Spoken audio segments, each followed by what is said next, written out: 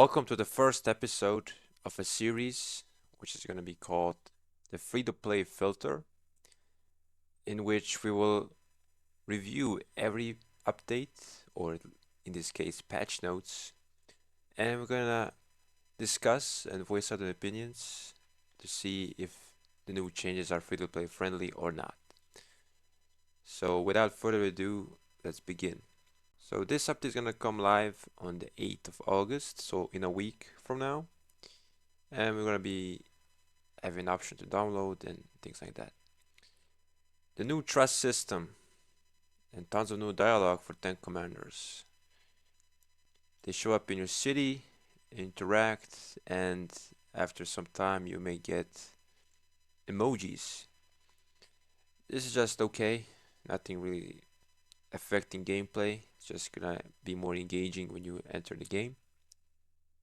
It's all right. Then we got the actual event, Esmeralda's Prayer. This event I've shown it numerous times in my own experience that you can get with little to minimal spending to tier 45, and I generally had good luck with this, so I definitely play it. Esmeralda's Treasure, same thing. War of the Ruins is like the mini Fortnite game. I find it better than Olympia, it's just way quicker and I will play it. Race Against Time, pretty standard. The armament, I I skipped this event. I don't think it's very free to play friendly. So we're coming to the first point where I think this is not free to play friendly at all. And we've seen this event before, and I never really recommended it, and I never really participated myself. Some events will only be available in regions. Never mind. Lost Kingdom optimizations. These improvements will take effect that begin after the update, so not currently in the Lost Kingdoms. So for Kingdom Season 2 to Season Conquest, we added formation choice chests. Okay, they didn't specify which tiers, so I expect we're gonna see the Elite, Epic, and Legendary. It's gonna be probably scaled up as well. For Kingdoms in Season 3 and beyond, we added transmutation stones to the rewards. Yes, this is a good change for the free to play. I'm already struggling to get the weekly transmutation stones, so any chance I could get more of these is very welcome. Reduce the difficulty of some chronicle quests. Okay, that is free to play friendly, I believe. But I haven't been in these a long time, so I can't really know for sure. If you have, leave your comment down below. Added the season accolades leaderboard. In the last 3 days of the Lost Kingdom, you'll be able to view the governors with the most units killed, most units lost, and most units healed in the Lost Kingdom. That is pretty cool. Now, obviously, not gonna be a lot of free to plays here, but I think this is a cool change. There's gonna be, more bragging rights to certain people, but it's a good change overall. In stories where you can dispatch 2 troops to join rallies, we optimize the process of replacing a troop you dispatch to a rally. You can now replace a single troop instead of replacing both troops together. Okay. Oh, okay. So basically, you don't have to like control the march in the rally and replace it. Now you can just do it in one take. Yeah, I find that pretty good.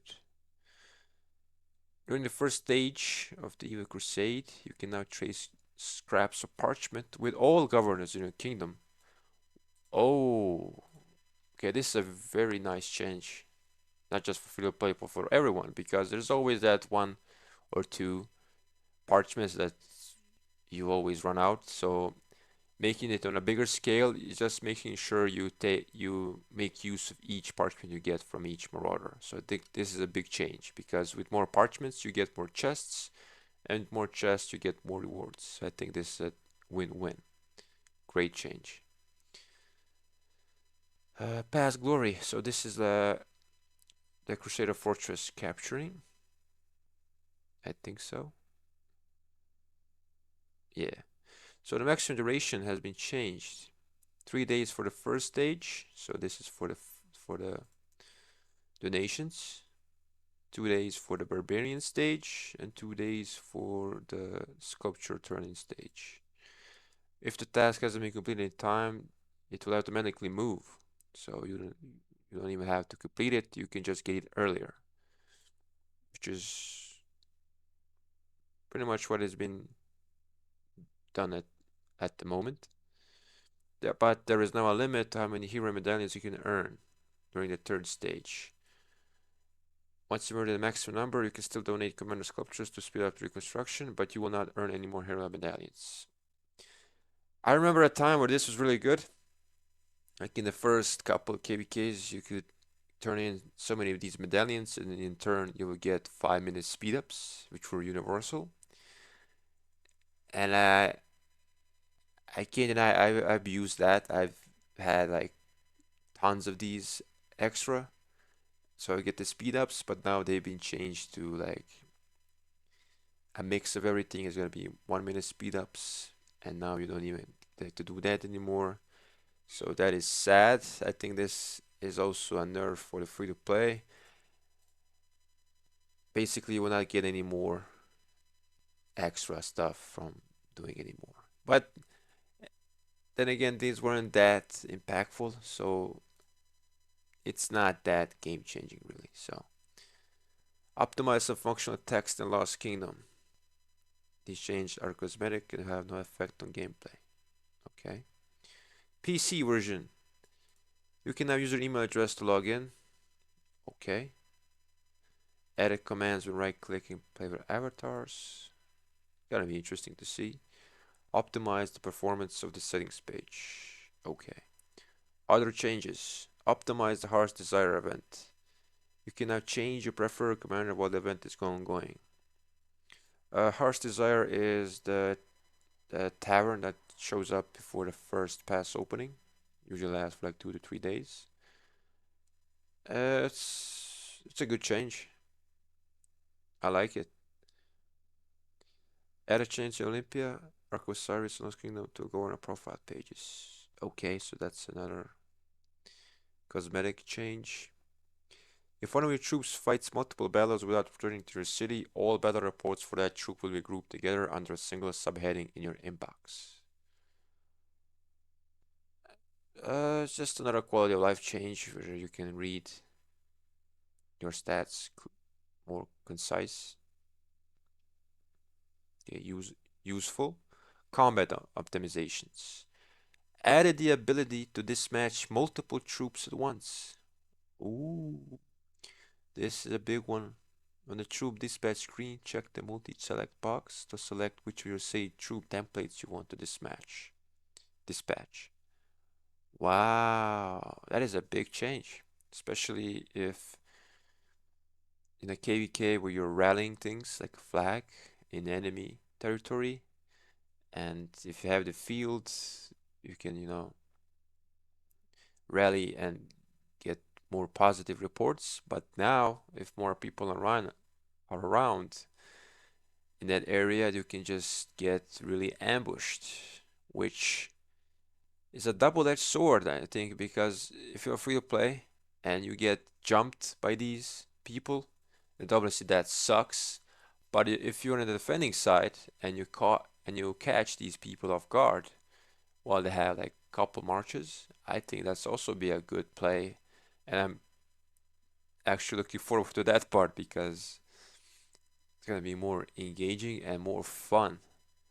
So this has both the pros and the cons for the free to play.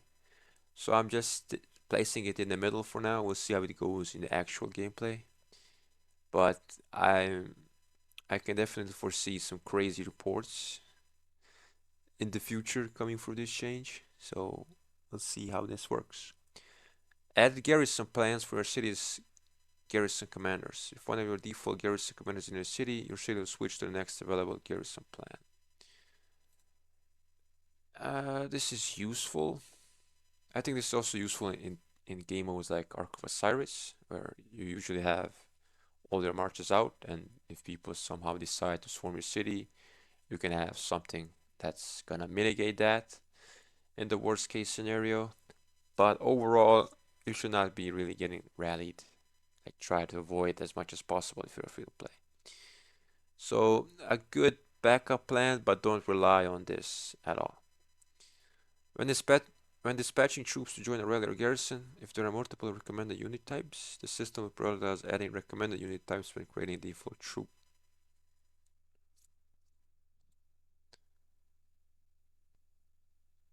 So if, for example, there's a mixed garrison, so it will be in clear order when you get the menu prompt. So it's gonna it's gonna show up infantry, cavalry, archers, and siege units. I see. So you gotta be you should be more faster when you want to reinforce garrisons, which is a dub for the free to play as well. Improve tap and hold interactions on the map, reducing the chance of tapping on things by mistakes. Uh, I remember playing on the phone when there's battles around, and it was such a horror. Now I only do like the daily things on the phone, and for the actual war, I always stick to the laptop. So good change, but you should not really rely. I just think the PC version is so much quicker when it comes to war than anything else. So that is my personal opinion. Made fog effects in Champions of Olympian are considered smoother and softer. Okay, maybe there's some frame rate issues, but I didn't notice.